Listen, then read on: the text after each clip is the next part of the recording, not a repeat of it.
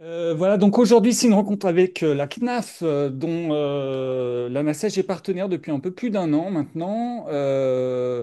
Sur ce volet un peu plus précis, autonomie des jeunes, accès à l'autonomie avec tout ce que propose la CAF et les CNAF, enfin la CNAF et les CAF, pardon. Donc, c'est un vaste sujet. On sait que beaucoup d'entre vous, collectivités, associations, connaissez certains dispositifs, certaines mesures. Vous savez vous en saisir parfois, mais pas toujours. Voilà, on a des demandes diverses. Donc, on a pensé à cette première rencontre. Et on accueille pour ça Alessandra Soleillac, donc, qui est conseillère politique enfance-jeunesse. Elle va se présenter plus précisément. Et ce qu'on vous propose dans un premier temps, voilà, qu'elle nous fasse un petit peu un état de ce qui existe, de ce qui est proposé. Et on aura un temps d'échange, bien sûr, ensuite pour répondre à vos questions et approfondir un petit peu le sujet. En sachant qu'on reviendra sur ce sujet de la CNAF, en quoi elle peut être un partenaire de vos structures pour travailler sur notre sujet. Que ce soit dans un autre, un Assège Bonjour, on y a déjà pensé pour l'année prochaine, éventuellement, ou dans nos rencontres réseau ou autres formats. Voilà. Donc, je les remercie déjà, même si elle est seule aujourd'hui. Malheureusement, elle devait être accompagnée. Et je la laisse se présenter et nous présenter. Vous m'entendez? Oui, très bien. Oui. Bonjour à toutes et tous. Donc, Alessandra Soleillac, conseillère politique enfance-jeunesse à donc Caisse nationale des allocations familiales, qui est donc pour simplifier le siège des CAF. Donc oui, j'excuse Camille, ma collègue, car voilà, elle est partie en vacances et est revenue en retour sanitaire. Donc voilà, elle est vraiment désolée de ne pas être parmi nous, mais ce n'est que partie remise parce que je pense qu'effectivement, peut-être une autre occasion permettra de vous présenter notamment le parcours jeune, dont je vais parler assez brièvement puisqu'on n'en est qu'au travail de préparation. Mais voilà, il y aura sûrement des sujets sur lesquels il y aura l'occasion d'intervenir de nouveau, de manière formelle ou informelle. Voilà, donc si je vois bien, je vois que les profils sont assez hétérogènes. C'est la question que je posais tout à l'heure à l'équipe ANASEJ, à savoir bah, voilà, quelles sont vos attentes et quel est le niveau de connaissance ou d'appropriation de ce que font les CAF. Et donc, bon, on va faire une présentation assez globale dans un premier temps.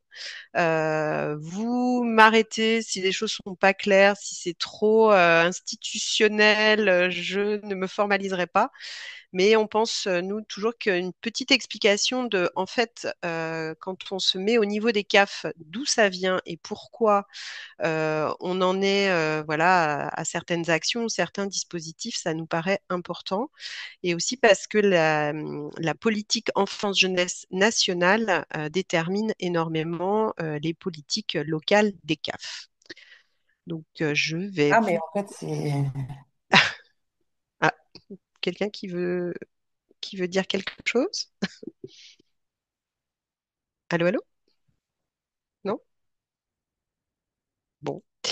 On va essayer de balayer assez largement parce que pour celles et ceux qui ont déjà connaissance hein, de ce que font les CAF pour être partenaires sur le terrain, c'est assez vaste hein, puisque la politique enfance-jeunesse, elle croise aussi la politique parentalité. Donc, il y a des dispositifs hein, qui sont chez nous plutôt dans le champ de la parentalité, mais qu'on va évoquer ici, comme notamment le contrat local d'accompagnement à la scolarité.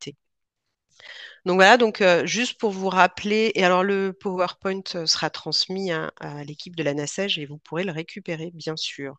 Donc n'hésitez pas voilà, à poser des questions sur ce qu'il y aura sur le PowerPoint, mais vous aurez le support.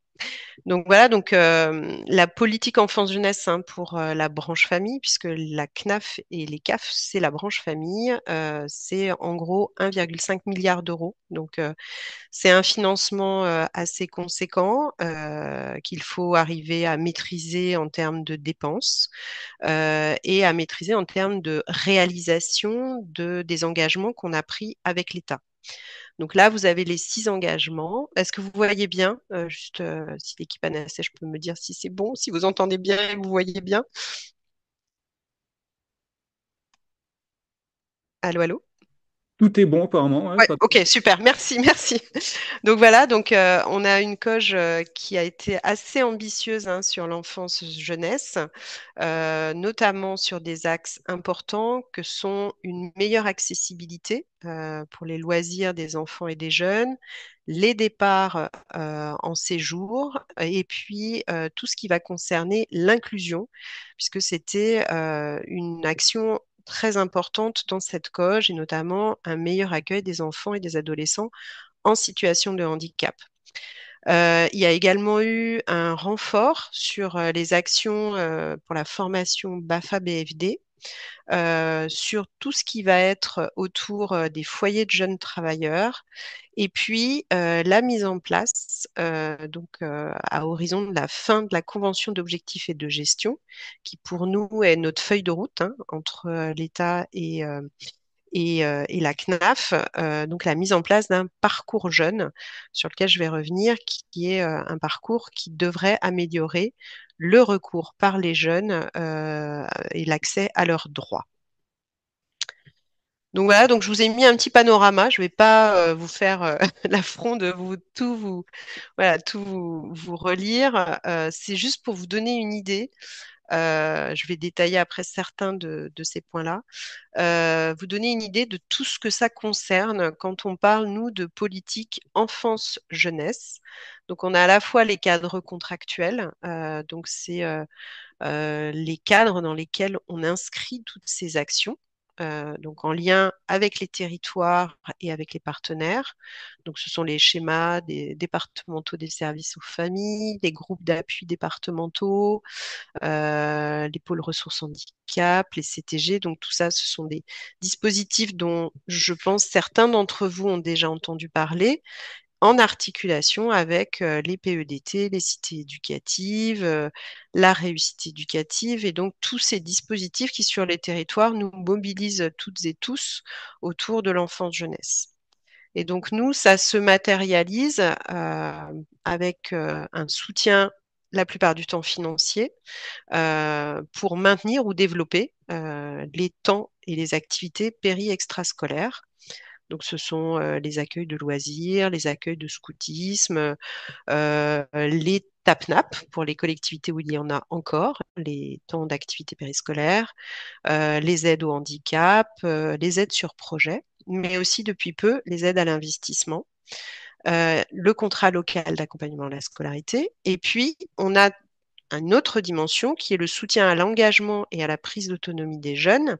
Et là, on va retrouver tout ce qui va concerner les aides pour les formations BAFA-BFD, le soutien à la prise de responsabilité avec notamment Innov Jeunes, qui est un dispositif qui finance des projets de jeunes, les foyers de jeunes travailleurs, les PAEJ, je vais y revenir, hein, les promeneurs du net, et puis aussi toutes les aides locales des CAF, puisque chaque CAF hein, est souveraine et peut décider au regard des besoins de son territoire de proposer des aides ciblées. Hein. Ça peut être de l'aide pour la poursuite d'études, de l'aide à la décohabitation notamment.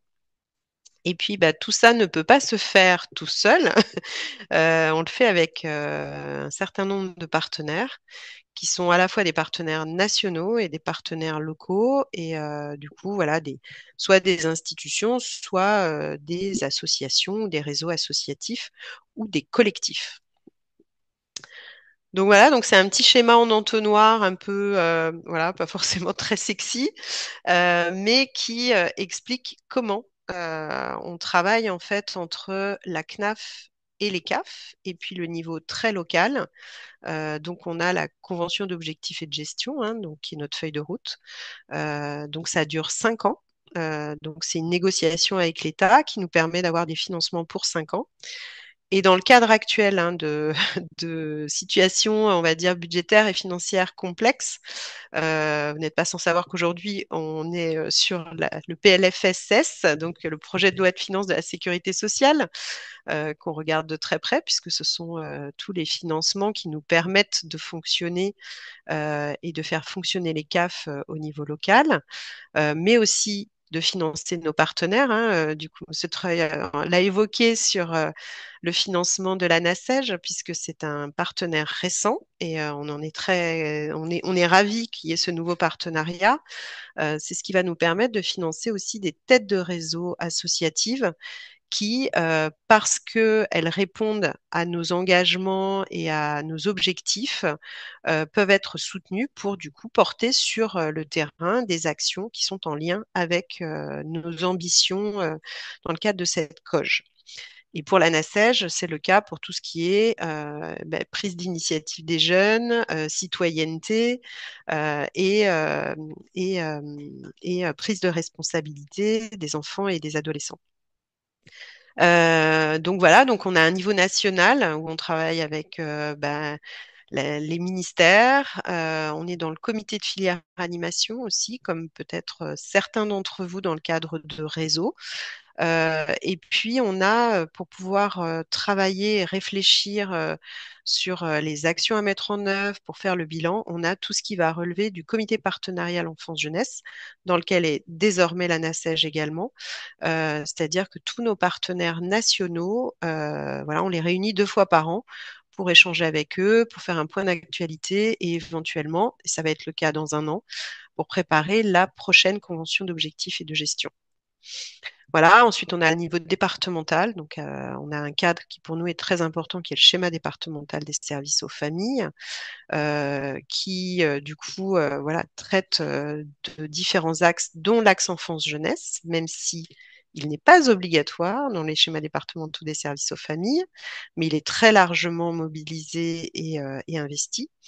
Et puis les GAD, les groupes d'appui départementaux, où on a très souvent l'éducation nationale, la SDJUS, le SDJUS et la CAF qui, du coup, participent et travaillent dans le cadre de ce GAD. Et enfin, les CTG, qui pour nous est vraiment le cadre territorial. Donc, certains d'entre vous, j'ai vu, ont sûrement connaissance de ce cadre contractuel, qui est vraiment le cadre dans lequel s'inscrivent nos actions au niveau local, et donc qui permet de travailler en articulation autant qu'on peut le faire, et ce n'est pas toujours simple. Voilà, il y a des territoires sur lesquels le travail sur le PEDT est assez simplifié, d'autres territoires où c'est plus compliqué. Et puis on essaie d'articuler toutes les actions avec les cités éducatives, les territoires éducatifs ruraux, les programmes de réussite éducative. Voilà, dans la mesure du possible, je suis toujours très prudente avec ça, c'est-à-dire que voilà, il y a des endroits où ça fonctionne bien, des endroits où ça fonctionne moins bien, et puis des endroits où nous-mêmes on n'est pas forcément, enfin où des choses sont à améliorer, et ça on en est tout à fait conscient. Voilà, donc je vous ai mis une petite slide pour rappeler ce qu'est une CTG, donc vous pourrez regarder dans le PowerPoint.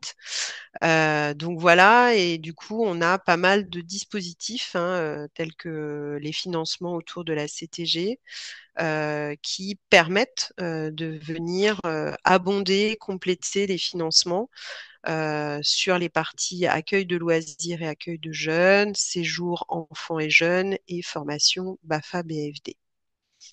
Voilà, ça c'était un petit tour d'horizon du cadre global. Et pourquoi les CAF, du coup, soutiennent tous ces dispositifs? C'est parce que ça répond à 2 objectifs principaux, à savoir le premier qui est très important pour nous tous et toutes, c'est contribuer à l'épanouissement des enfants et des adolescents grâce à des espaces de loisirs éducatifs et des projets inclusifs. Et puis, et ça c'est le deuxième enjeu pour nous, c'est répondre aux besoins diversifiés des familles par une meilleure conciliation, vie familiale, vie professionnelle, vie sociale, car s'il n'y avait pas tous ces espaces, ces projets et ces lieux, effectivement, ce serait plus difficile pour ces familles d'arriver à concilier avec une vie sociale et une vie professionnelle. Voilà, donc nous, notre champ d'intervention, il est essentiellement sur les 3-17 ans. Sur la partie enfance-jeunesse, parce qu'après, on a aussi une équipe qui travaille sur la petite enfance et qui est fortement mobilisée actuellement sur le service public de la petite enfance.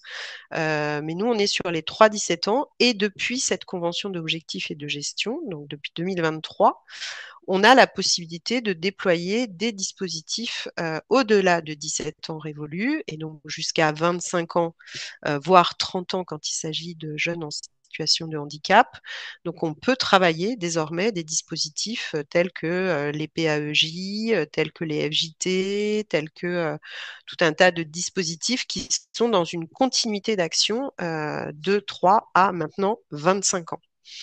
Donc voilà, donc c'est vraiment sur la base voilà, de ce périmètre-là qu'on déploie et on développe les actions, à la fois en termes de fonctionnement, donc on accompagne ce fonctionnement de ces structures au niveau de l'investissement, mais aussi au niveau de la conduite de projet. C'est ce qu'on fait notamment à travers le Fonds public et territoire, qui permet d'accompagner un certain nombre de projets. Et puis de subventions à nos partenaires, puisque les CAF et la CNAF, effectivement, soutiennent ces partenaires pour développer toutes ces actions. Vous me dites si ça va trop vite, ou si c'est pas du tout dans le voilà dans raccord avec ce que vous attendiez, vous me le dites, vous n'hésitez pas. Pour ces financements et ce soutien, on a quand même des principes et ça peut expliquer parfois que certains partenaires ou certains projets soient écartés, puisque pour nous, il faut que tout projet, toute action respecte un certain nombre de critères. Et donc ces critères, c'est une ouverture et un accès à toutes et tous, une accessibilité financière pour toutes les familles, une implantation territoriale qui soit vraiment une réponse à des besoins ou à des manques ou à des attentes au niveau local, la production d'un projet éducatif pour les structures, et puis la mise en place d'activités diversifiées. Parce que du coup, il faut qu'effectivement, ça ne soit pas mono-activité ou un seul, voilà, avec un seul objectif, mais que ce soit diversifié. Et puis, il faut que ça respecte la charte de la laïcité de la branche famille. C'est-à-dire qu'il faut effectivement que les projets puissent vraiment être en accord avec cette charte de la laïcité et que ça puisse voilà, composer avec un certain nombre de principes autour de ça. Et donc pour ça, les CAF, elles étudient les demandes de projets, elles instruisent les demandes aussi de financement des structures au regard de ces critères, mais aussi au regard de la solidité de l'association, de la relation partenariale qu'elle a avec les porteurs de projets, et que ça réponde bien aux enjeux et aux engagements de la CAF sur ce territoire. Donc voilà, donc là vous avez tout ce qui va concerner les prestations de services, donc ces structures telles que les accueils de loisirs ou les accueils de jeunes vont pouvoir bénéficier de ces prestations de services que sont la PSO, ALSH et la prestation de services jeunes, qui est donc la prestation qui permet de financer les structures jeunesse, des bonus territoires, donc qu'on a présenté tout à l'heure, des aides pour les TAPNAP, un complément inclusif pour les accueils de loisirs, et son pendant que sont les pôles ressources handicap, qui sont des structures qui permettent aux familles de trouver des solutions d'accueil et d'être accompagnées sur le handicap, et puis qui permettent aux partenaires aussi d'être accompagnés sur l'évolution de son projet pour le rendre plus inclusif. On a depuis cette COGE aussi un fonds national d'investissement qui permet de financer des structures péri-extrascolaires, ce qui est vraiment un atout parce que c'était quelque chose de très attendu dans la précédente COGE. Et puis le Fonds public et territoire, donc c'est celui dans lequel vous vous inscrivez, la NACEJ, au niveau local, puisque c'est ce fonds public et territoire qui permet, notamment l'axe 3, de soutenir des projets qui vont développer ou permettre de, de conduire des projets en termes de citoyenneté. Mais je vais y revenir. Et donc, on a voilà, différentes thématiques qui permettent sur l'enfance-jeunesse de financer des projets soit déjà existants, soit innovants. Donc voilà, donc je vous ai mis un petit récap des nouvelles mesures. Là, c'est plutôt pour les accueils de loisirs. Donc, on va passer plus rapidement là-dessus. Voilà, sur les accueils de loisirs, on a un gros enjeu, hein, c'est quasiment 1 milliard sur les 1,5 milliard. Donc, c'est là où on a, nous, le plus gros risque financier. Et surtout parce qu'on a un fort taux de rebond, on appelle ça, sur les accueils de loisirs qu'on n'attendait pas, alors qu'il y a une baisse démographique confirmée. C'est que la fréquentation des accueils de loisirs a augmenté de plus 11% là en 2 ans. Ce qui, bah, du coup, ne facilite pas comment dire, le maintien de certains accueils de loisirs, parce que nous, il faut qu'on puisse rester dans notre enveloppe. Et donc, on a cette problématique à la fois d'une augmentation de l'activité avec un budget qui a été défini au regard d'une activité qui était moins importante que celle prévue. Donc voilà. Donc ça aussi, c'est des choses pas faciles à évaluer et à mesurer, puisque voilà, on évalue, on mesure, on chiffre avant de négocier avec l'État. Et puis, il y a des variables voilà, qui sont parfois exogènes, qu'on n'avait pas prévues et qui viennent du coup re-questionner un certain nombre de nos financements et de nos actions. Et puis la dernière chose, et c'est important aussi en termes d'équité, on est en train de conduire une expérimentation sur 11 CAF avec des partenaires, avec des collectivités, pour travailler sur la tarification des accueils de loisirs, puisqu'aujourd'hui, dans une même commune, d'une rue à l'autre, on a des accueils de loisirs qui proposent des tarifs différents. Et pour plus d'équité et pour trouver des solutions à ce que sur un même territoire, les familles ne soient pas pénalisées si elles fréquentent l'un ou l'autre des accueils de loisirs, on est en train de travailler avec nos partenaires et avec les accueils de loisirs sur une réflexion autour de comment mieux harmoniser ces tarifications et les rendre plus accessibles. Voilà, donc je vous fais l'économie de tout ce qui concerne cette expérimentation. Vous pourrez regarder si ça vous intéresse. Et donc, comme je disais, le soutien à l'investissement et au développement. Et donc là, ça peut aussi, voilà, peut-être vous intéresser puisque ce sont toutes les structures ou tous les projets, en tout cas enfance-jeunesse, qui peuvent être éligibles à ces aides à l'investissement. Donc voilà, donc si par exemple sur une collectivité, un conseil d'enfants et de jeunes voilà, réfléchit sur une amélioration, par exemple, de structure ou d'un accueil ou d'un lieu, s'il rentre dans les critères, voilà, il y a ces aides à l'investissement qui sont désormais mobilisables pour tout ce qui concerne les accueils de loisirs et les accueils de jeunes. Et puis, la grande aussi évolution, c'est le dégel des financements enfance-jeunesse dans le cadre des CTG, qui était jusque-là gelé, donc depuis 2013, et qui est de nouveau finançable dans un contexte encadré, hein, puisque voilà, il y a une fourchette, un plafond en fait de ce financement, mais qui permet, par exemple, pour une collectivité qui voudrait relancer un certain nombre de formations BAFA, de pouvoir faire évoluer ça et de pouvoir financer davantage de formations BAFA ou de colo, par exemple, sur un territoire. Voilà, les aides aux vacances. Ensuite, on a donc dans le cadre des financements des CAF, hein, la possibilité par plusieurs biais de financer les séjours de vacances des enfants et des adolescents. Soit pour les familles qui ont des conditions, qui remplissent des conditions de ressources, hein, c'est-à-dire en général des familles qui ont des revenus inférieurs, enfin des quotients familiaux inférieurs à 800 ou à 1000 qui vont bénéficier de l'aide aux vacances. Donc, c'est une aide financière pour le départ en séjour des enfants et des adolescents, donc sur critères, hein. Et puis, on a aussi tout ce qui va être dans le cadre donc, de ces fameux bonus territoires CTG, donc pour accompagner les collectivités à proposer des séjours pour les enfants et les adolescents. Et un dernier soutien qui est celui pour les accueils de loisirs, donc qui permettent pendant les périodes de vacances de majorer les financements lorsque ces accueils de jeunes ou ces accueils de loisirs organisent des séjours accessoires.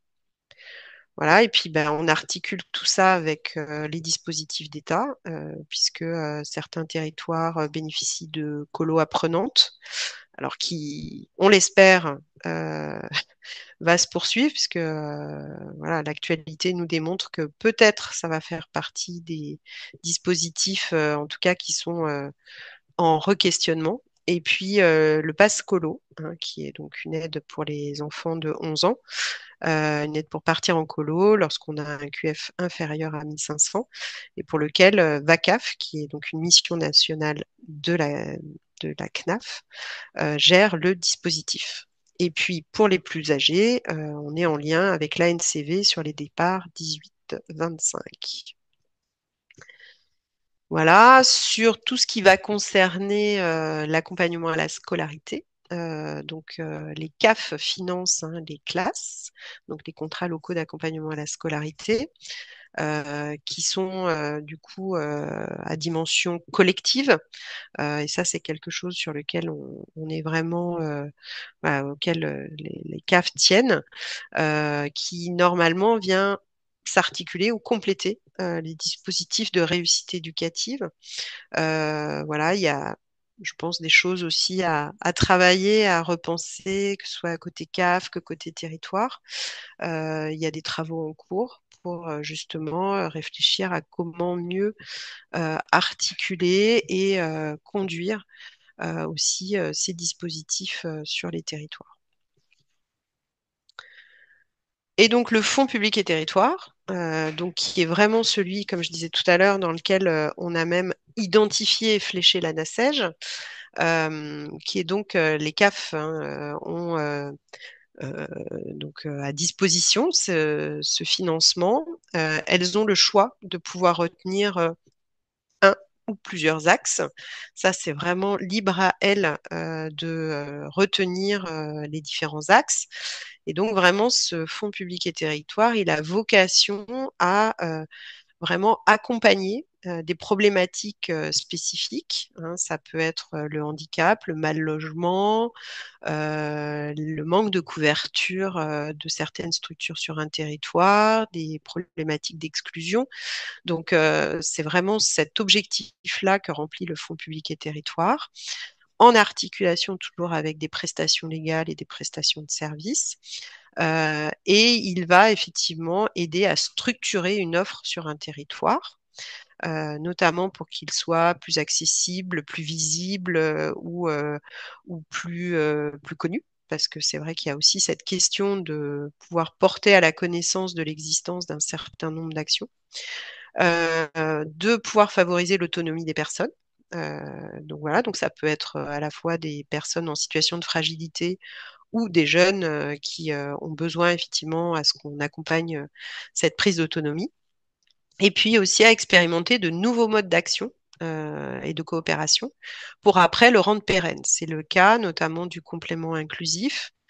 Il a d'abord été expérimenté dans le cadre d'un axe du Fonds public et territoire, et aujourd'hui c'est devenu une aide pérenne et automatique. Donc c'est un outil qui est intéressant.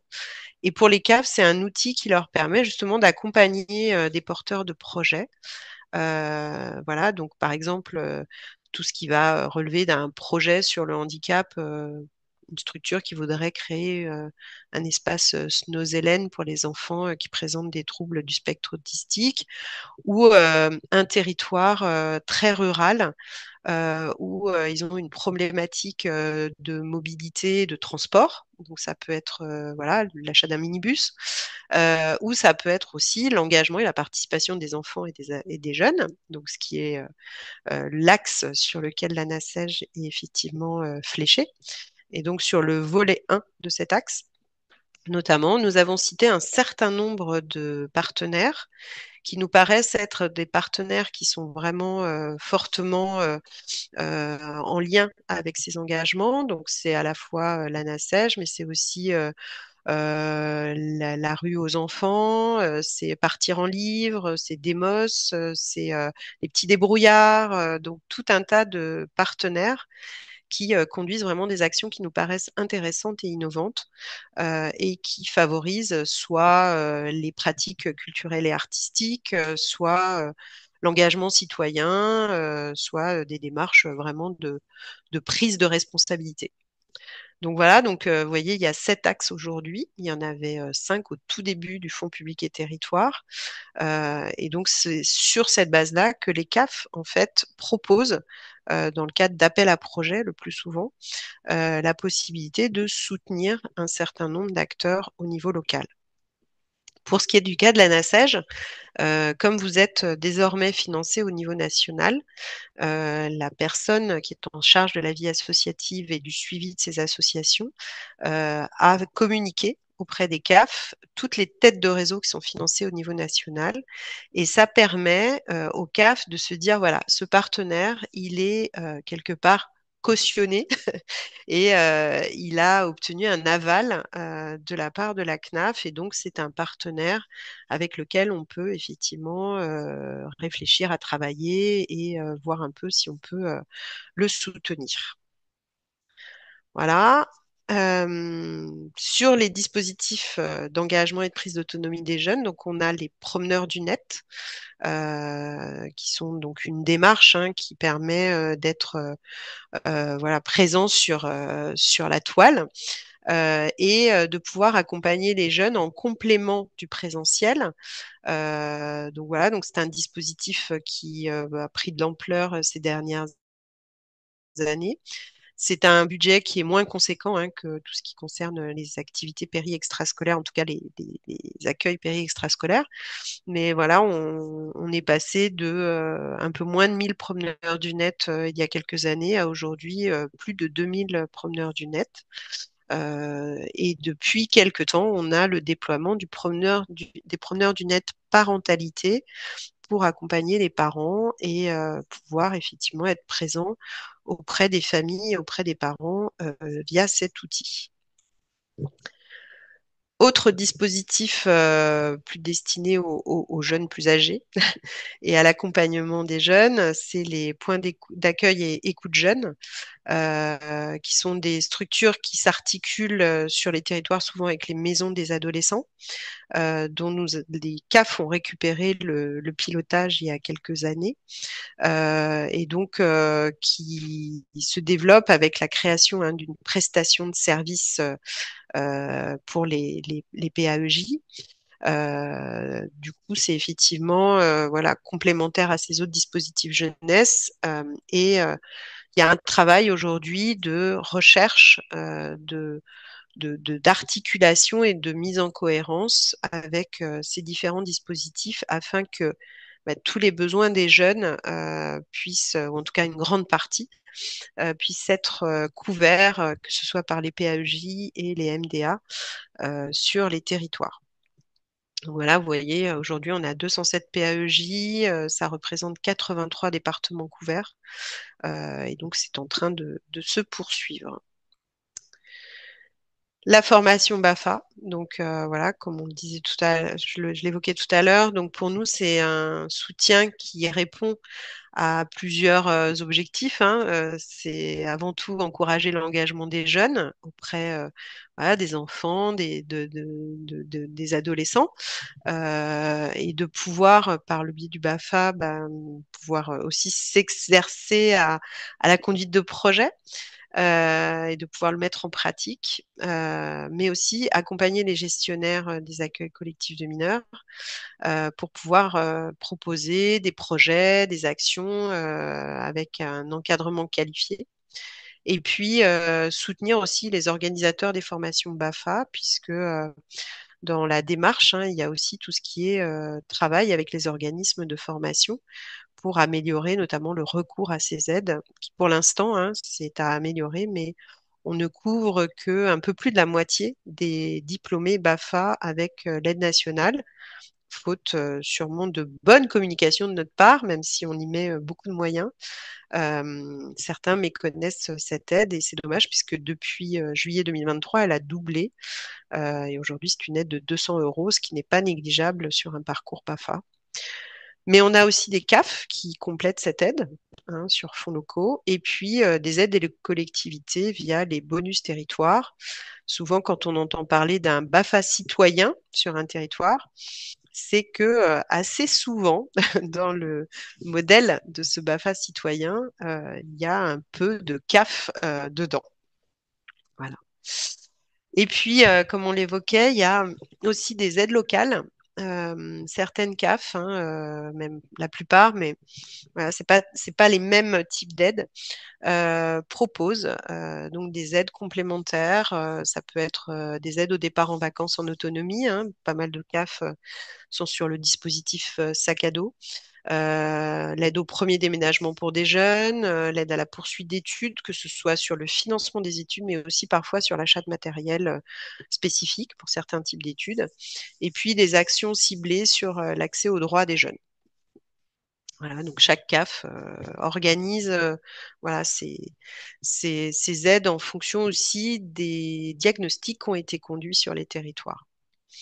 Et puis, je vous ai remis là tous les partenaires avec lesquels on travaille, alors que ce soit au niveau national et souvent il y a une déclinaison locale. Donc voilà, donc ce sont des partenaires qui nous permettent à la fois de nous mettre en alerte par moment, c'est-à-dire qui nous mobilisent à un moment donné sur des sujets importants. Là, on est très sollicité sur la santé mentale des jeunes notamment.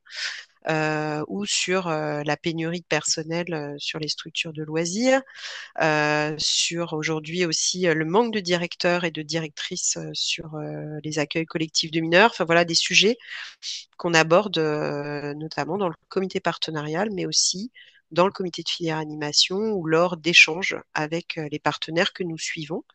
Et donc ici au niveau national, on a tous du coup un portefeuille d'associations qu'on suit, qu'on accompagne et qu'on rencontre lors de la durée de la COG, donc pendant les 5 années de la COG. Voilà, donc comme on l'évoquait, le soutien aux têtes de réseau national. Donc c'est un budget de 4,8 millions d'euros. Et donc ça permet effectivement de soutenir le développement et le fonctionnement de ces associations. Et puis, je vous ai mis quelques petites perspectives à horizon 2027, hein, donc fin de la COG.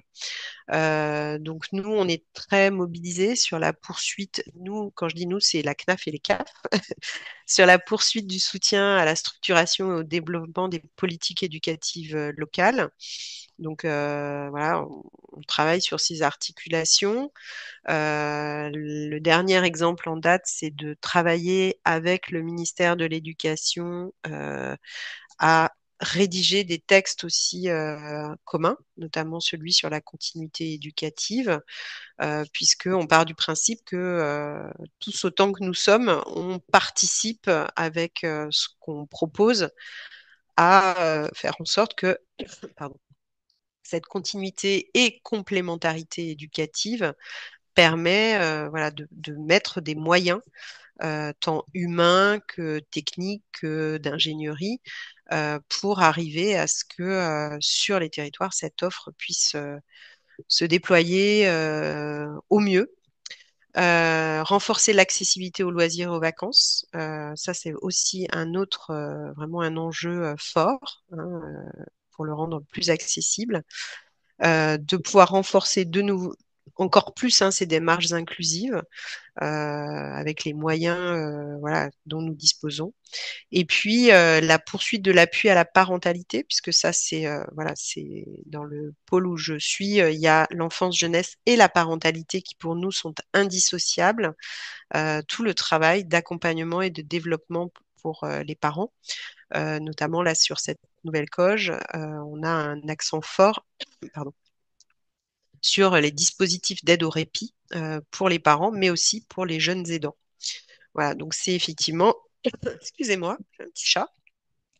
C'est les perspectives que nous avons là jusqu'à la fin de cette call. Voilà, excusez-moi.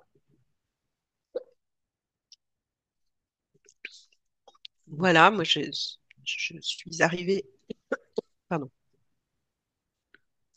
au bout de la présentation. Excusez-moi. Bah, merci beaucoup pour ces 40 minutes de présentation. Il était temps de boire une petite goutte.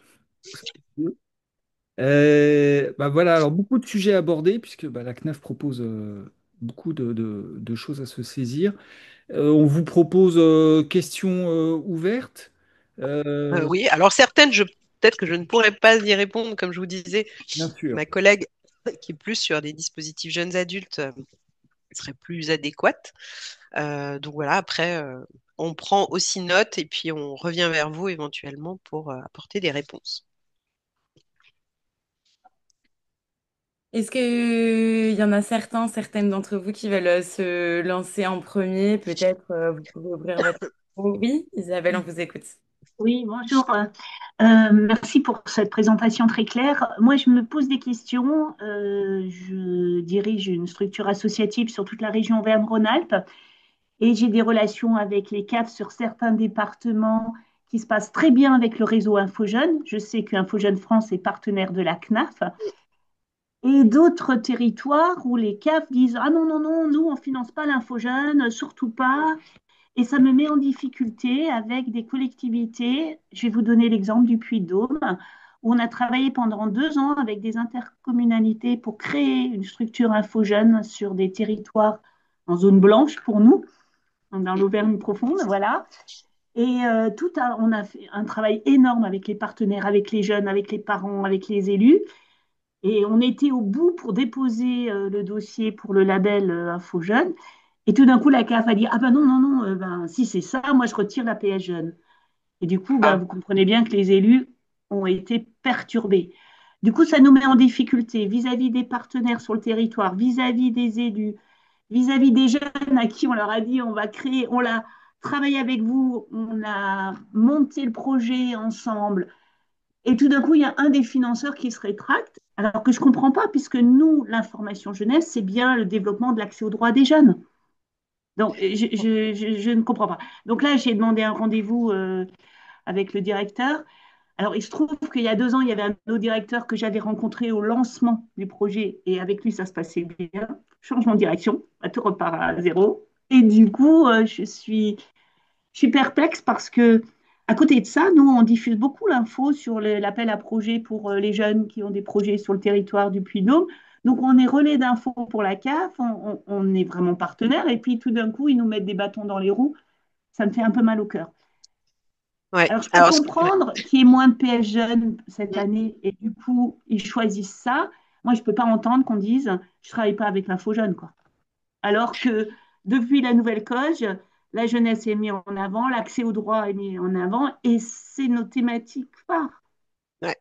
Non, c'est, enfin, ce que vous évoquez, vous n'êtes pas la seule à le faire remonter. J'ai vu en Dordogne aussi. Ouais, et puis je vois que là, effectivement, je pense que nous, il y a un travail à faire. Alors, effectivement, une CAF, comme je disais, hein, elle va, au regard des moyens dont elle dispose, faire un choix à un moment donné de ce qu'elle finance. Et il y a effectivement la logique d'articulation PS Jeunes et subvention au projet. Donc ça, c'est une vraie problématique pour une CAF de dire, bon, alors, qu'est-ce que je fais? D'un côté, je vais financer en PS Jeune peut-être un ETP qui va être sur de l'information jeunesse ou sur une structure jeune. Et de l'autre, on me demande aussi de financer la structure elle-même. Donc c'est vrai que c'est la complexité, mais aussi parce que la PS Jeune est assez récente. C'est quelque chose qui se développe depuis 4 ans, hein, donc c'est quand même encore relativement jeune. Et avec en plus, comment dire, une voilure, on va dire, qui pris a été très ambitieuse au départ et qu'il a fallu freiner un peu parce que ça prenait effectivement beaucoup d'ampleur, chose dont voilà, on peut se réjouir parce que ça veut dire qu'il y a des projets de jeunes complètement légitimes pour que la PS Jeune se développe. Mais je pense qu'il y a un travail, quand je disais il y a encore des choses à améliorer. Je pense que nous avons aussi un travail à faire avec les CAF de réflexion sur voilà, que sont ces réseaux info-jeunesse, les structures jeunes, les centres sociaux aussi, puisque il y a toutes ces articulations chez nous qui parfois, et c'est vraiment à améliorer, on travaille, nous, chacun sur nos domaines et parfois en silo. Donc, c'est pas Comprends. évident et ça, on le vit tous.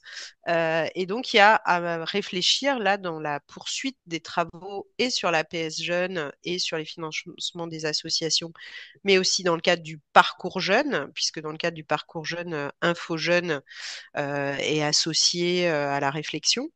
Surtout, où j'ai entendu que la Drôme était une CAF Oui, tout à fait. expérimentale Ouais, et tout nous, à fait. on a développé un générateur de droit qui rentre tout à fait là-dedans.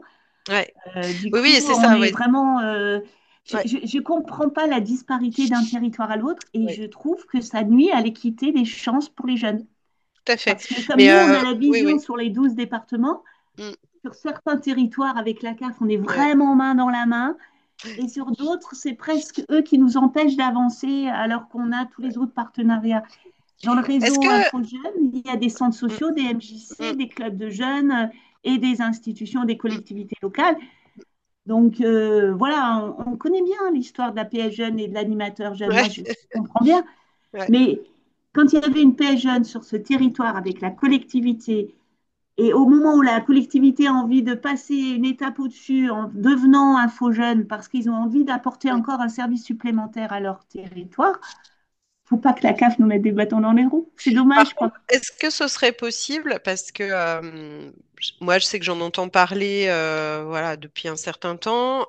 Camille, ma collègue qui aujourd'hui n'a pas pu venir, est sur ce poste depuis pas très longtemps, mais se saisit de toutes ces questions-là.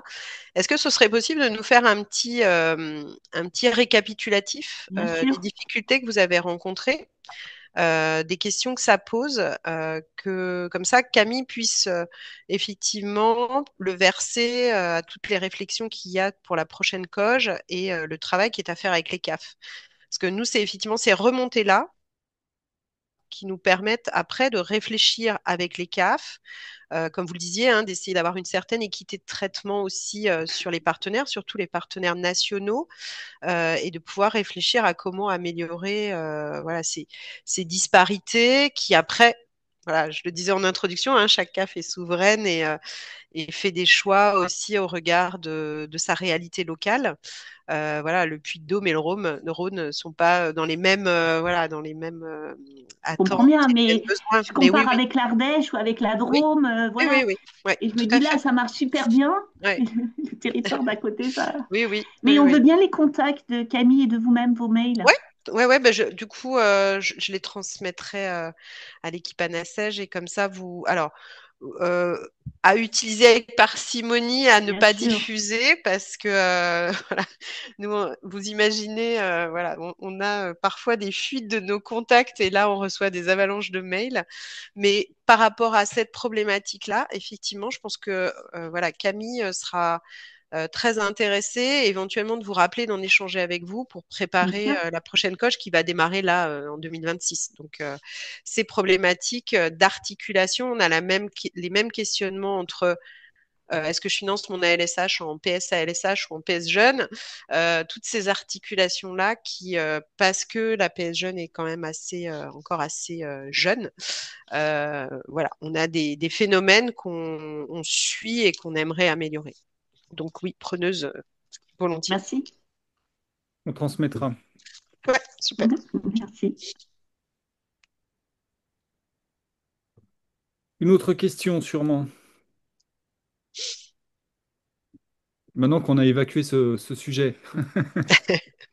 Non, mais l'information jeunesse, c'est un vrai sujet Ouais. voilà, de questionnement aussi pour nous, parce que au départ aussi, il y avait les financements de l'État. Donc, nous, il y a aussi, comme on vient compléter le droit commun, c'est comment nous, on s'inscrit là-dedans et là où nous sommes légitimes à le faire. Donc, un exemple qui est vraiment illustrant de ça, c'est le handicap, où établissements médico-sociaux et établissements milieu ordinaire, alors que l'enfant, il fréquente autant une structure que l'autre, et la famille est amenée à, voilà, à être effectivement dans un espèce de parcours où savoir que c'est du milieu ordinaire ou du milieu spécialisé, finalement, c'est pas sa problématique à elle. Donc, il faut qu'on arrive à travailler en articulation ensemble pour que tout ça soit fluide pour et les partenaires et les familles.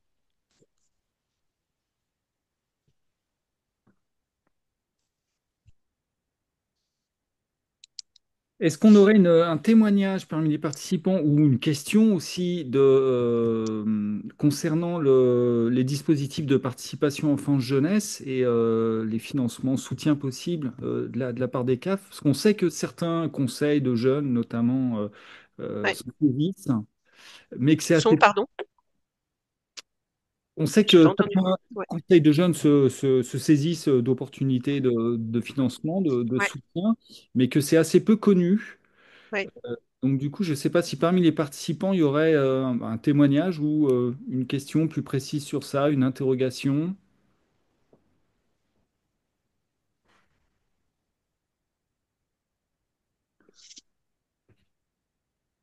Visiblement, tout va bien.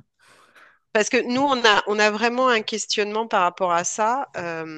Quand on a fléché la NACEJ dans le Fonds public et territoire, c'était vraiment dans cet objectif de pousser à la fois les CAF à regarder de plus près sur ces dispositifs, et puis à aussi faire en sorte que ça se déploie. C'est-à-dire que ces financements, ils ont aussi cette vocation sur un dispositif embryonnaire au départ, que ça puisse voilà, se déployer et qu'on accompagne ce déploiement.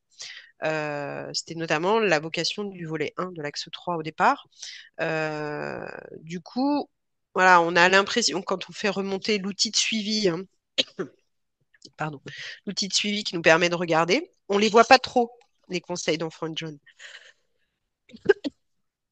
C'est pour ça que je voulais savoir si dans les gens qui sont là, est-ce qu'il y en a qui mobilisent ce financement?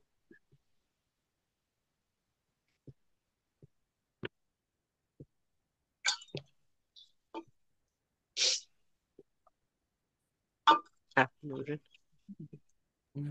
Alors moi, je sais qu'il y a beaucoup de structures rigides dans notre réseau, structures Info Jeunes, qui animent ou qui participent à l'animation des conseils de jeunes, mais je ne sais pas, là, à l'instant T, s'ils font appel aux ouais. sous de la CAF pour monter les projets avec les jeunes.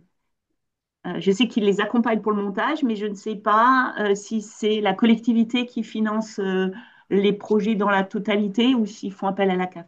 C'est dommage parce qu'hier j'étais avec un conseil municipal de jeunes et j'aurais pu leur poser la question. Mais Ouais. je sais qu'ils ont monté plein de choses, mais je vais me renseigner. Parce que nous, ce qu'on se demande, hein, c'est est-ce qu'ils ne le mobilisent pas parce que c'est trop complexe, chose dont on doute parce que les dossiers sont quand même assez souples, hein, et pas trop compliqués normalement, sauf si la CAF l'aménage, ce dossier. Est-ce que c'est méconnu? Ou est-ce que c'est connu, mais finalement les conseils d'enfants et de jeunes considèrent qu'ils ne sont pas éligibles ou pas légitimes à faire la demande? Donc c'est vrai que c'est, voilà, nous ce serait intéressant de savoir. Voilà. Après, il y a aussi, hein, une enveloppe qui est limitative, hein, donc c'est vrai que c'est après des options qui sont prises par les CAF, mais nous, ça nous paraît les projets CAF MSA. Oui, alors il y a aussi cette articulation effectivement CAF MSA avec grandir en milieu rural. Voilà, et en fait, parce que des fois, on entend dire, ah, CAF MSA, vous faites des appels à projets chacun de votre côté. Alors, déjà, il y a de la place pour tout le monde, on pense. Donc, et surtout parce que MSA, on va être plus en milieu rural pour la plupart. Mais voilà, et l'un n'empêche pas l'autre, hein. Il y a des projets qui ont émargé à la fois sur MSA et sur CAF. Donc cette articulation, elle est possible. Je sais qu'à certains endroits, ils ont créé aussi un comité des financeurs de porteurs de projets, où du coup, bah, ils priorisent en fait en fonction d'un certain nombre de critères. Donc voilà, donc c'est la CCMSA, je ne l'ai pas cité tout à l'heure, mais la CCMSA, la caisse centrale de MSA, fait partie de la branche famille. Donc du coup, c'est effectivement des partenaires pour nous importants avec lesquels on travaille. Et les MSA et les CAF sur certains projets se retrouvent aussi, et notamment grandir en milieu rural. Mm. Alors du coup, j'en profite en parler de Ouais. conseil de jeunes.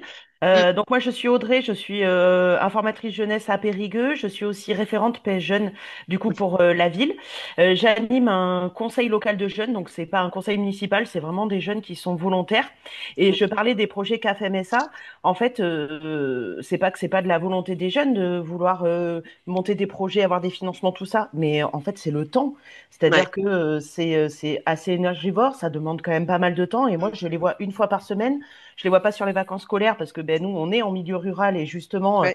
eh ben, ils habitent pas tous Périgueux. Ils ont de grosses difficultés à se déplacer sur les vacances scolaires parce que, en plus, la Dordogne, c'est le troisième plus grand département de France, je crois. Donc, nous, les lycées sont centralisés à Périgueux, qui est vraiment la ville centre d'un point de vue géographique.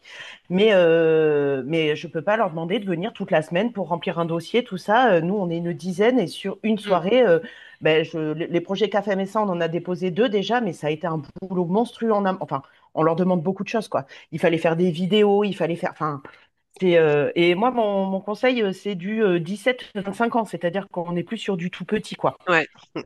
Et même ça, enfin, il faut prendre en compte que dans leur quotidien, ils font aussi des activités sport. Ils ont le lycée, certains sont en service civique. Enfin, ils ont déjà, enfin voilà, une vie hyper dense, quoi. Alors du coup, qu'est-ce que, parce qu'on l'a déjà pas mal simplifié, hein, et la problématique qu'ont les CAF, c'est effectivement de pouvoir instruire la demande au regard d'un certain nombre d'éléments qui va permettre de dire, bah là j'ai quelque chose de réalisable, d'intéressant, qui répond bien aux critères, et de l'autre côté un projet qui est moins intéressant dans par rapport au cahier des charges qui a été défini par la CAF. Mm. Euh, Qu'est-ce qui serait en fait possible d'envisager selon vous? Parce que voilà, les éléments qu'on demande sont quand même pas trop conséquents, en tout cas dans le dossier qui est proposé dans le cahier des charges national. Je rappelle toujours que la CAF est libre après de le faire de manière plus conséquente. Voilà, parce qu'on a quand même besoin d'un budget, on a besoin d'avoir de la visibilité sur comment le projet va être réalisé, sur le contenu même du projet. Est-ce que vous avez des suggestions éventuellement sur comment on pourrait améliorer ça? Je sais pas. Enfin, je sais que du coup, en Dordogne, ils demandent quand même pas mal de choses. La budgétisation, c'est quelque chose d'hyper compliqué chez les jeunes. Ouais. Ah oui, et pourtant, nous, le premier, ça a été pour construire du mobilier de jardin en palette. C'était Mm, pas non plus un projet dingue. Mais en fait, ils se sont rendus compte du truc et enfin, ils ont vite baissé les bras en fait, hein. C'est-à-dire que si moi ouais. j'étais pas derrière pour Mm. secouer un peu, voilà. Après aujourd'hui, on va pas se mentir, hein. Ces projets-là, j'aimerais bien savoir le nombre d'animateurs qu'ils remplacent, enfin qu'ils remplissent à la place des jeunes. Voilà. Oui, alors après, en plus en fonction de l'âge, on va pas avoir la même implication de l'animateur jeunesse ou de l'accompagnateur jeunesse. Nous, vraiment, ce que ça doit générer, ces projets, c'est que les jeunes ils commencent à faire cet apprentissage, à voir un peu de quoi ils retournent. C'est pas interdit que l'animateur accompagne, mais c'est vrai que c'est alors pour avoir moi-même été en accompagnement de ces types de projets, c'est vrai que c'est la difficulté. Wow, c'est pas ça. C'est nous qui buguons. C'est pas elle, je crois. Parce que tout le monde est figé, Ouais. sauf nous. C'est de la batterie. Ouais, tu l'as Ah bah, branché. j'ai la batterie, j'ai le Wi-Fi.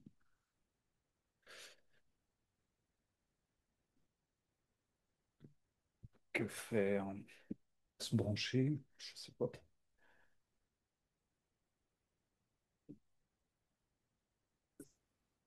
Ah, écoute, ça c'est permis. Ah, nous avons une petite dame qui nous dit que l'enregistrement est terminé. Donc du coup, c'est effectivement pour nous, c'est un outil au final. C'est voilà, c'est les référents des CAF vont pas regarder. Enfin, j'imagine que c'est pas le cas, hein, mais c'est vraiment un outil pour nous. Ouais. Après, par rapport à ça, vous savez, quand on fait des dépôts de projets KFMSA, on Mm. passe en jury. Ouais. Moi, c'est pareil, les jeunes, ils ont été très impressionnés du jury, hein, parce qu'on est rentré dans une salle. Alors nous, c'était dans le local siège de la Fédération des centres sociaux en Dordogne. Ouais. Ils se sont retrouvés face à une armée de personnes qui les regardaient, qui ont demandé de se présenter, Ah, tout ça. d'accord. Ah, Ok. j'ai trouvé ça un Oui, peu un hard. peu rude. Ouais. Ouais, Ouais, ouais. ouais, ouais, Ouais. voilà. Donc bon, Et enfin, du coup, est-ce que du coup, la CAF de la Dordogne fait un bilan avec les porteurs de projets ou avec les alors partenaires, justement?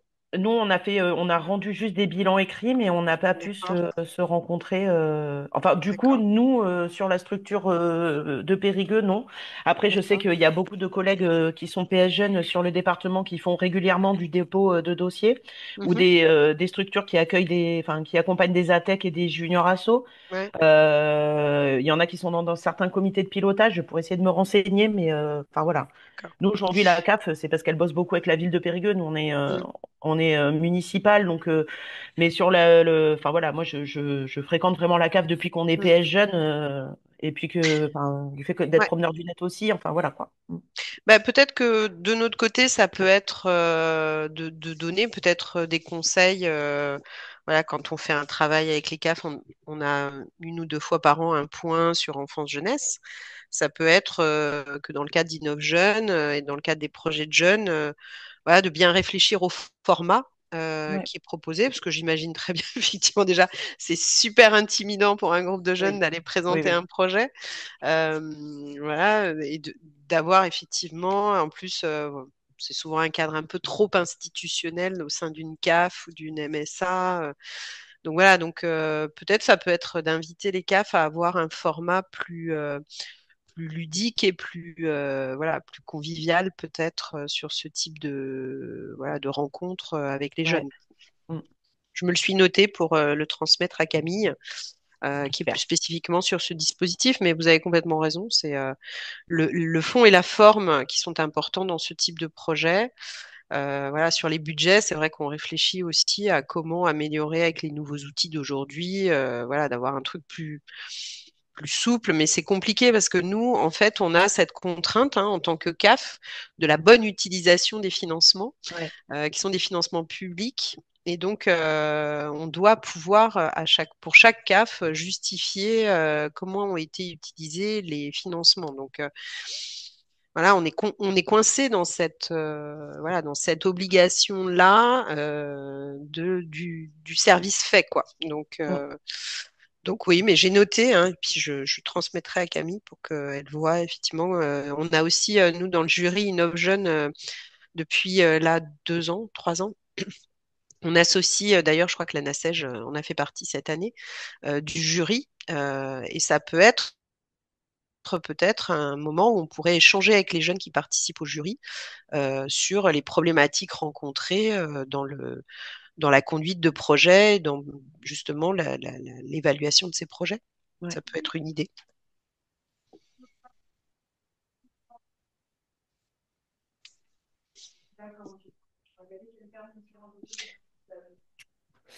Il y avait justement une question dans le chat de demande de précision sur le dispositif Innov Jeune. Mhm. C'est quoi comme précision qui est nécessaire? Parce que du coup, voilà, InnovJeune, il y a le, pardon, excusez-moi. C'est dans le cadre du Fonds public et territoire, hein, donc c'est l'appel à projet qui est lié à cet axe 3 d'InnovJeune. Donc le principe d'InnovJeune, c'est que les projets sont conduits au niveau local et puis les meilleurs projets de chaque CAF remontent au niveau de la CNAF. Et donc il y a un jury national qui du coup prime, choisit et prime les projets au niveau national. Donc c'est dans ce jury-là que je crois c'est cette année, hein, la NACEJ ou l'année dernière ou les deux, je ne me Cette souviens année, plus. oui. Ouais. Et du coup, voilà, il y a un jury adulte, enfin, ce sont souvent des référents des associations nationales et un jury jeune qui sélectionne un projet ou plusieurs. Je ne sais plus comment a évolué là cette année. Il y a eu une petite modif. Donc voilà, donc c'est effectivement de l'appel à projet local à l'appel à projet national avec donc les meilleurs projets qui remontent. Et après, sur les projets de jeunes au niveau local, c'est des projets qui peuvent être dans différentes thématiques, que ce soit des projets artistiques, culturels, des projets de séjour aussi, des projets citoyens. Enfin voilà, ça peut être vraiment de développement durable. Voilà, c'est sur des thématiques en lien avec les questions actuelles de conduire des projets voilà, au niveau local. Il faut se référer à la circulaire en fait. Merci. Et, pardon, et au cahier des charges de la CAF dont vous dépendez.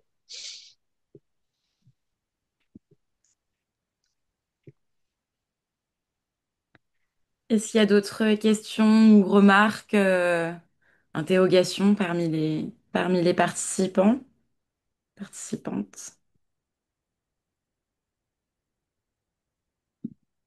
Est-ce qu'il y a surtout des idées pour améliorer, je pense, la, comment dire, la connaissance par les CAF de ce que sont les conseils d'enfants et de jeunes, parce que je pense qu'il y a un petit boulot à faire aussi par rapport à ça. Euh, Nous, on pense que c'est vraiment un bon outil justement pour associer les jeunes. On a dans notre COG un engagement qui est de mieux associer les jeunes à la définition des politiques publiques. Au niveau national, pas simple. Parce qu'il faut arriver justement à créer cet espace qui permet, qui autorise à ce que bah, les jeunes puissent s'exprimer. Je pense qu'aussi au niveau des CAF, de pouvoir s'appuyer sur les réseaux qui ont l'habitude de mobiliser des jeunes, de travailler avec les jeunes, que sont les juniors associations, la NACEJ. On pense que ça peut être intéressant de pouvoir s'appuyer justement sur des réseaux tels que le vôtre. Oui, ça, c'est un travail qu'on a développé effectivement avec vous, Mm. en s'appuyant sur des exemples de notre réseau. Mm.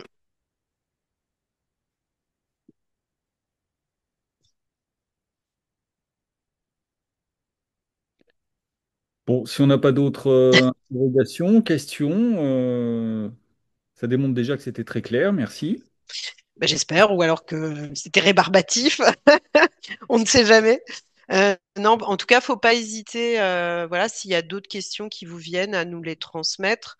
Nous, voilà, hein, l'objectif, c'est vraiment d'arriver, alors avec toute l'humilité que nous avons, parce que nous sommes deux personnes, maintenant bien, même trois, pour 101 CAF et je sais plus combien de partenaires, plus d'une centaine.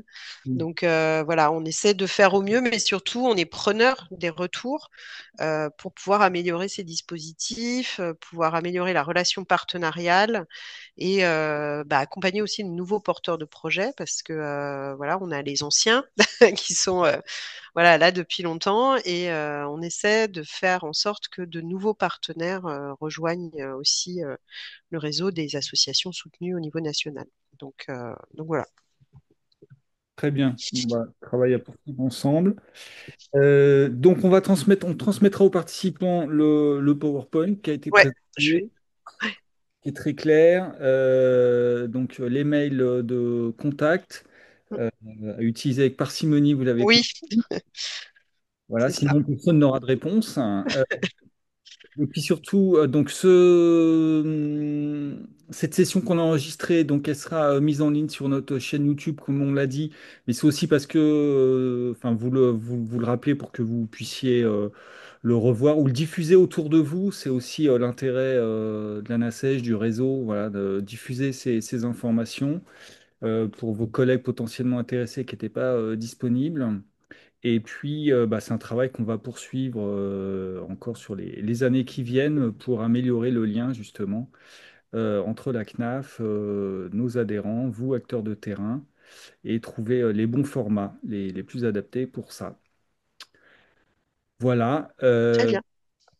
Un petit rappel en fin de séance, peut-être de nos actus à venir. On est en fin d'année, mais il nous reste encore des formations en décembre. Donc, si ça vous intéresse, on vous invite à consulter notre site internet, anassèche.fr, bien sûr. Une basique sur les clés de la participation enfance-jeunesse le 4 décembre et une sur concevoir une consultation pour les enfants et les jeunes. Et des rencontres de réseau aussi pour les petites villes, villes moyennes, en novembre-décembre là. Aussi, toutes les infos sont sur notre site. Voilà, et après, on reprendra le cycle de toutes nos activités pour l'année prochaine avec les infos diffusées très prochainement.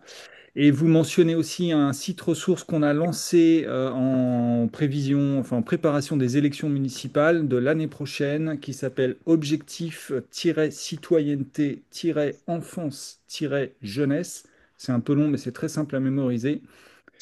Qu'on vous invite à découvrir et à faire connaître, site sur lequel on donne des éléments pour comprendre tous les enjeux qui sont liés aux politiques enfance-jeunesse, leurs besoins et toutes les solutions possibles qui sont déployées dans les territoires pour répondre à ces besoins.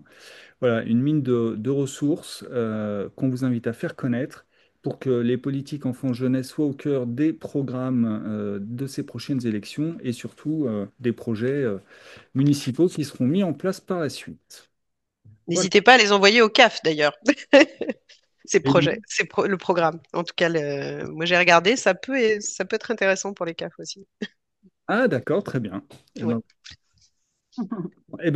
Encore merci à vous, Alexandre. Merci beaucoup. Bah, merci à vous, merci pour l'accueil et merci pour la proposition. Et puis voilà, je pense qu'on pourra voir pour éventuellement d'autres, voilà, peut-être d'autres thématiques si vous êtes intéressé aussi sur la parentalité, parce que bon, quand on parle citoyenneté et enfance-jeunesse, il y a aussi des parents. Ouais, Et voilà, et du coup, peut-être réfléchir ensemble. Et puis voilà, quand le parcours jeune sera un peu plus structuré, je pense que ça pourrait être intéressant aussi, puisqu'il y a l'engagement aussi qui est une partie des briques. Donc voilà. tout à fait. OK. Merci à Merci toutes et à beaucoup. toutes. Bonne fin de Merci. Bonne fin de journée. Merci.